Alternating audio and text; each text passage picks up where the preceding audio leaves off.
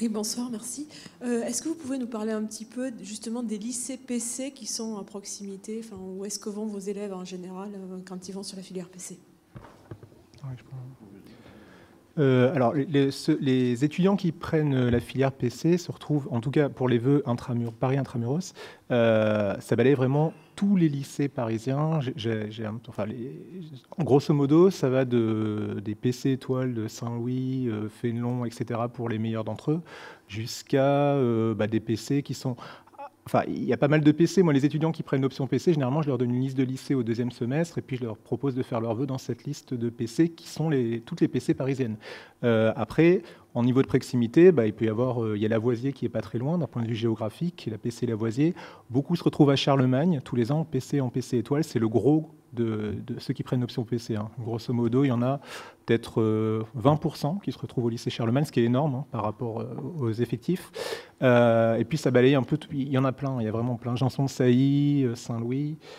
Évidemment, moi, ce qu'on conseille beaucoup aux étudiants, c'est en termes de transport, d'aller au lycée le plus proche de leur logement s'ils prennent l'option PC. Donc d'essayer vraiment de prendre quelque chose de proche. D'où le fait que certains préfèrent demander un lycée hors Paris parce qu'ils habitent en banlieue. Et par exemple, très souvent, tous les ans, il y en a qui se retrouvent en PC étoile à Michelet ou en PC à la Canale, ou en PC étoile ou même dans l'Ouest au lycée Pasteur à Neuilly. Donc c'est vraiment, ça dépend tous les ans en termes de proximité du vœu. Et ils délaissent leur vœu parisien pour aller dans un des lycées hors Académie Paris, en fait. Mais c'est vraiment tous les lycées, il y en a tous les ans. Chaptal, Condorcet aussi. Enfin, ça balaye toutes les PC parisiennes, grosso modo. Par rapport à ce que vous avez dit là, à propos de la filière PC ou de la filière PSI, et avec le petit hiatus de 2869 étudiants qui présentent ce concours, du coup, au concours, il y a des sciences de l'ingénieur pour ceux qui n'en ont pas fait, ou il n'y en a pas? Parce que manifestement, ils intègrent, ils y arrivent, de 1869 à 68%, l'écueil n'est pas trop dur. Donc, quand même, je me dis... Oui, les concours, c'est un exercice qui consiste à classer les gens et on prend tous les moyens possibles. Simplement, on reste dans l'honnêteté, c'est-à-dire que les gens de PC qui n'ont pas fait de sciences industrielles, on ne leur met pas d'épreuves de sciences industrielles. Et les gens de PSI qui ont des programmes de chimie en PSI, on leur pose des épreuves sur les programmes de chimie de PSI et pas de PC. Vous voyez, on essaie de... Les concours sont faits pour sélectionner sur les matières qui sont enseignées dans les filières. Et donc, ça veut dire qu'au niveau des 2869, ils ne passeront pas d'épreuves de sciences industrielles au concours. Ils passent des épreuves dans chaque discipline qui sont spécifiques à leur option. Ils sont classés sur leur option. C'est-à-dire que l'école... alors, je ne veux pas dire l'école X au hasard, mais l'école Y, parce que X serait trop connoté. L'école Y, elle va faire un classement PC, un classement PSI, MP, PT, pour toute filière, et elle affecte un certain nombre de places à chaque option. Alors, il y a des écoles qui recrutent beaucoup de PSI, très peu de PC, et inversement. Il y a des écoles où les flux sont équilibrés, ça dépend. Il y a plus de 200 écoles, on ne peut pas tirer de généralité. Mais si on prend un exemple extrême, aux arts et métiers, il y a près de 300 places pour les PSI, et il y a 20 places pour les PC. Vous voyez ? Mais les classements sont séparés.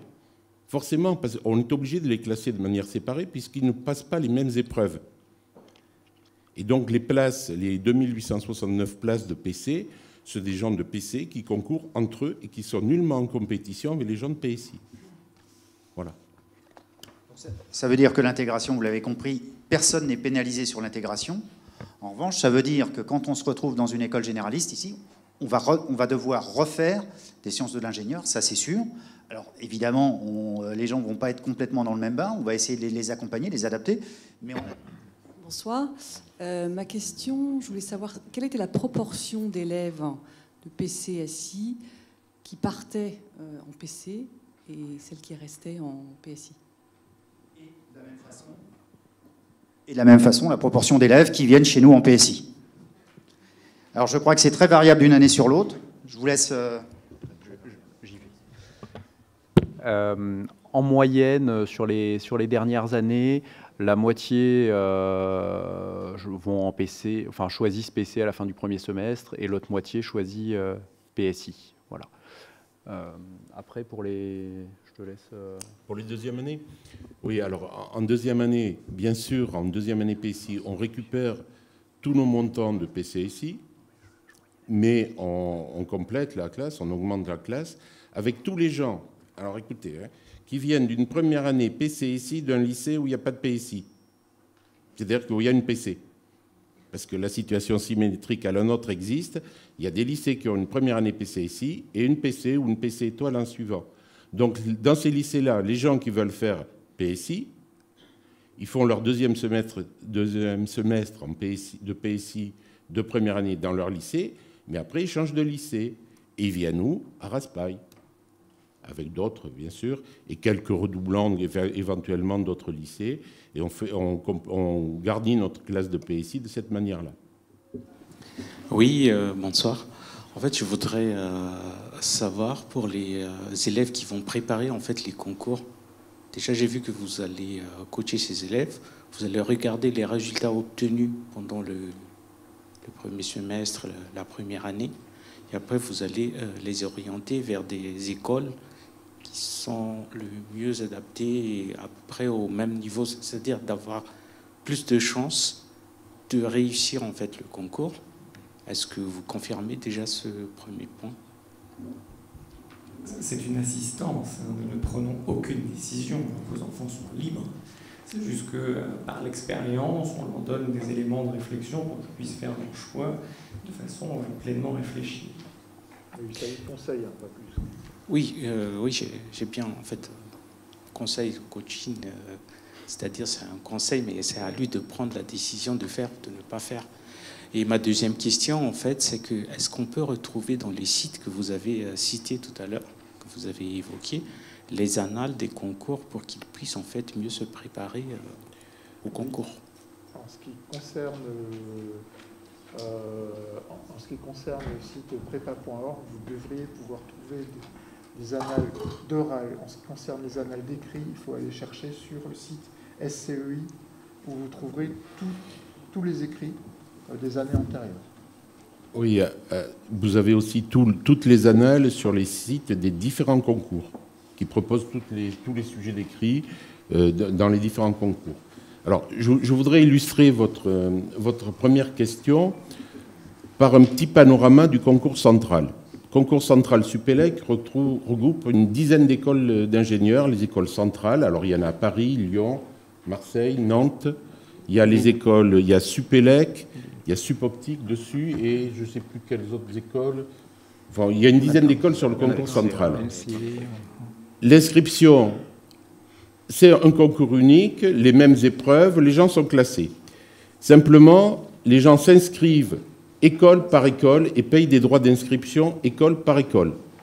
L'inscription au concours central, c'est de l'ordre de 200 €, je crois, à une école.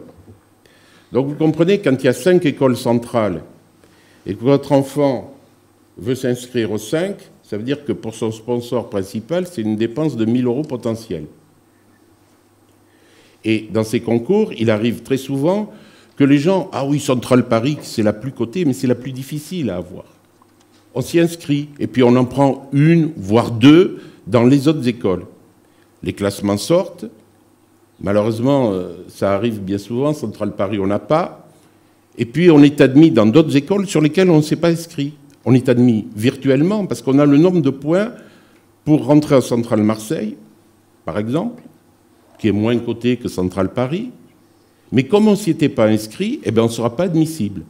Donc notre travail de coaching, d'accompagnement, d'encadrement, il se fait à ce niveau-là. On regarde avec nos étudiants, vous inscrivez à Centrale, quelles écoles vous avez visées, puis on lit un peu dans le marc de café, on fait des projections, on se dit, ben voilà, avec notre expérience, notre recul, on peut vous dire que peut-être Centrale Paris, il vaut peut-être mieux reporter l'investissement de Centrale Paris sur une autre école centrale.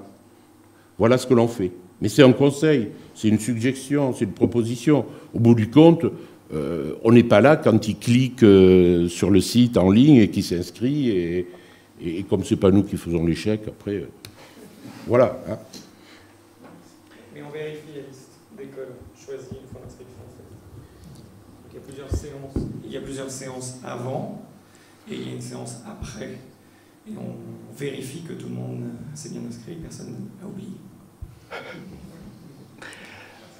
Je rajouterai, en ce qui concerne les annales, qu'au CDI, on a quand même une bonne collection d'annales corrigées qui sont renouvelées tous les ans. Donc il ne faut pas hésiter à aller chercher voilà, au CDI déjà directement.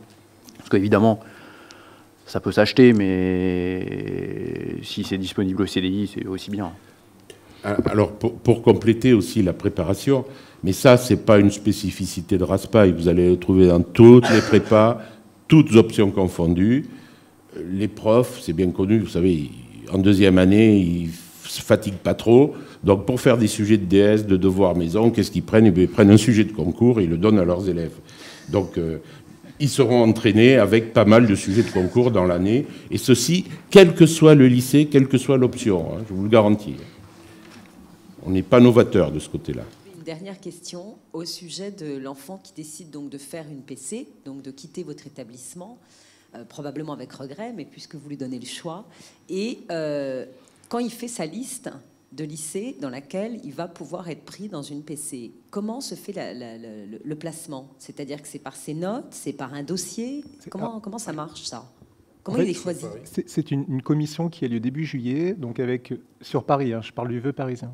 Une commission qui a lieu début juillet, qui réunit tous les proviseurs de Paris, en fait. Et donc, grosso modo, la liste qu'a fait l'étudiant est examinée avec les vœux qui ont été classés. Et en grosso modo, si le vœu numéro 1, je dis n'importe quoi, c'est un lycée X, le proviseur du lycée X accepte ou pas l'étudiant au vœu numéro 1. S'il ne l'accepte pas, on passe au vœu numéro 2 et ainsi de suite.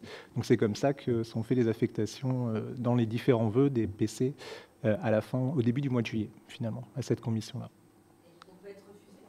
Ah non, il y a nécessairement un vœu de la liste qui est retenu dans Paris intramuros. De la liste aussi, ça s'est vérifié toutes les années. Ouais. Donc il y a nécessairement un vœu de la liste qui est retenu nécessairement. On est là un peu pour les aiguiller, les étudiants qui font leur liste aussi. Hein. Donc on leur parle un peu, on leur dit, voilà, on conseille plutôt tels établissements, mais il y a nécessairement un vœu qui est retenu dans la liste. Et généralement, c'est un vœu qui est relativement bien classé, en tout cas moi, de l'expérience que j'ai des dernières années. À condition que la liste des vœux soit raisonnable. Oui. C'est-à-dire que si on se limite à un seul vœu qui est une PC étoile à Louis le Grand, on diminue fortement les chances d'être pris. Voilà. La première réunion, vous nous avez beaucoup parlé du projet TIPE. Comment se passe la continuité justement si on change de lycée?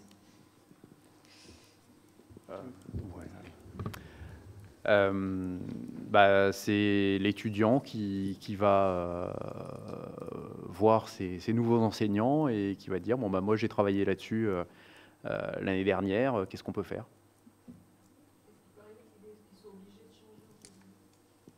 Alors, le travail qui est fait en première année sur les TIPE, effectivement, dans l'idéal, ça va permettre de continuer sur le même thème en deuxième année, et c'est ce qui se passe dans la plupart des cas.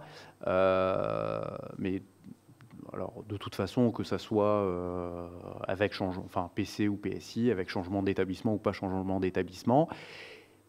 Et disons que le travail qui est fait en première année permet aussi, pour certains qui se seraient engagés sur un sujet qui finalement ne permet pas de déboucher sur un travail qui serait correct à présenter au concours, ça permet de s'en rendre compte à ce moment-là et de recommencer, disons, pendant les vacances d'été, des recherches sur un sujet qui serait plus porteur. Voilà. Donc ça peut arriver d'avoir à changer, mais ce n'est pas lié au changement forcément d'établissement.